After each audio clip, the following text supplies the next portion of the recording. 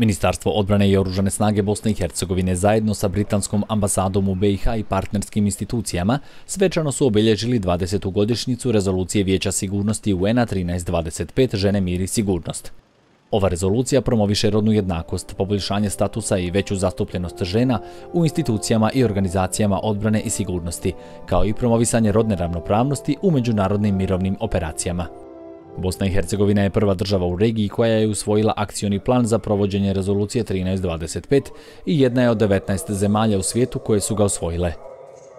Mi u Ministarstvu odbrane i oružanim snagama Bosne i Hercegovine smo shvatili da je ovo tematika koja je itekako bitna za naše pripadnike, jer znate da mi upućujemo naše ljude u misije, u krizna područja i naše smo pravilnike, podzakonske akte, standardne operativne procedure prilagodili i dogradili ovom rezolucijom, tako da smo maksimalno pažnje posvetili da naši pripadnici na zadatke odlaze sa potpuno poznatom materijom.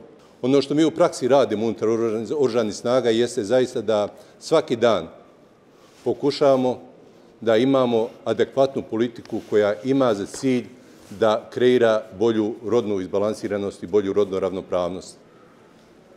Nije zanemarivo napomenuti da danas unutar oružanih snaga 7,61% pripadnika oružanih snaga su u stvari žene. Od čina vojnika do čina brigadira. U svim rodovima, službama i u svim specijalnostima. I da danas pripadnici oružanih snaga Bosne i Hercegovine zajedno sa svojim kolegama učestvuju u mirovnim misijama i u NATO vođenim misijama i u Afganistanu, i u UN vođenim misijama u Demokratskoj Republici Kongo, Mali, ali i u EU vođenoj misiji u Centralnoafričkoj Republici. Puno smo toga uradili, međutim svjestan sam da je puno još obaveza pred nama. Međunarodni partneri Ministarstva odbrane Bosne i Hercegovine, poput EUFOR-a i ambasade Ujedinjenog kraljevstva u Bosni i Hercegovini, daju punu podršku u realizaciji obaveza koje podrazumijeva rezolucija UN-a 1325. Drago mi je zvanično najaviti da će Ujedinjeno kraljevstvo nastaviti pružati podršku Ministarstvu obrane i oružanim snagama BiH, te implementiraju više od 50 preporuka proisteklih iz rodne analize. Želim čestitati liderima u Ministarstvu odbrane BiH i oružanim snagama na njihovim postignućima po pitanju žene, mir, sigurnost agende, koje su rezultirala u tome da je BiH na vodećoj poziciji među zemljama Zapadnog Balkana i na globalnom nivou. Bosnia and Herzegovina is among the first countries to develop and implement a national action plan, and I commend you on that. I'm proud to say that EUFOR has supported the Ministry of Defense and the Armed Forces in implementing and training gender advisors and gender focal points.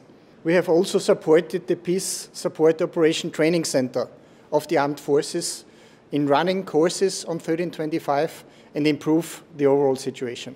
In the last 1.5 years, I have met many professional, proud and dedicated female soldiers in the armed forces, and I applaud you on that. EUFOR stands ready to continue our support according to the needs of the Ministry of Defense and the Armed Forces of Bosnia and Herzegovina. NATO štab Sarajevo, kao i u mnogim drugim važnim projektima za Bosnu i Hercegovinu, pružio je podršku Ministarstvu odbrane i oružanim snagama Bosne i Hercegovine u provođenju rezolucije 1325.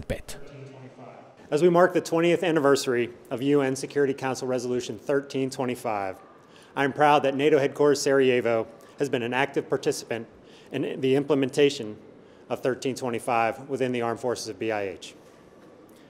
Going beyond words, speeches, and videos, the 53 actions in the dynamic plan are our chance to create change and to demonstrate real commitment in the furtherance of women, peace, and security and UNSCR 1325.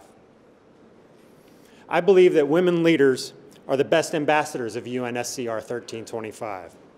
Having more women in senior decision-making positions within the BIH defense establishment should be one of our goals.